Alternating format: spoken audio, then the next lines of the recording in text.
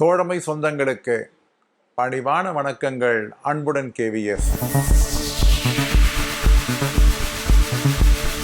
அஞ்சல் இலாக்கா 9/12/2024 அன்று ஒரு விளக்க ஆணையினை வெளியிட்டு இருக்கிறது. அதாவது ஒரு GDS ஊழியருடைய டிசிப்ளின் ரூல்ஸிற்கான ரூல் 10 விசாரணையிலே டிஃபென்ஸ் அசிஸ்டண்டாக செயல்படக்கூடியவர்களுக்கு TADA உண்டா இல்லையா என்பது குறித்த ஒரு விளக்க ஆணை. ஏற்கனவே இலாக்கா ஊழியர்கள் மற்றொரு இலாக்கா ஊழியருக்கு ஒழுங்கு நடவடிக்கை விதிகளின்படி விசாரணையில் டிஃபென்ஸ் அசிஸ்டண்டுக்காக பங்கேற்பதற்கு அவர்களுக்கு TADA உண்டு என்ற ஆணையானது வெளிவந்திருக்கிறது. மினிஸ்ட்ரி ஆஃப் ஹோம் அஃபேர்ஸினுடைய 18/8/1960 மற்றும் 24/8/1977 ஆணையின்படி டிஃபென்ஸ் அசிஸ்டண்டுகளுக்கு TADA என்பது வழங்கப்பட்டது.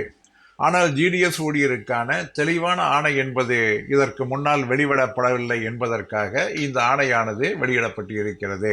இந்த ஆணையின்படி ஏற்கனவே ஓய்வு பெற்ற ஊழியராக இருந்தாலும் சரி, இலாக்காவிலே பணிபுரியக்கூடிய ஊழியராக இருந்தாலும் சரி, அவர்கள் GDS ஊழியருடைய விசாரணையிலே GDS ஊழியருக்கு டிஃபென்ஸ் அசிஸ்டண்டாக செயல்பட்டால் அவர்களுக்கு TADA வழங்கப்பட வேண்டும் என்று மிக தெளிவாக சொல்லப்பட்டு இருக்கிறது.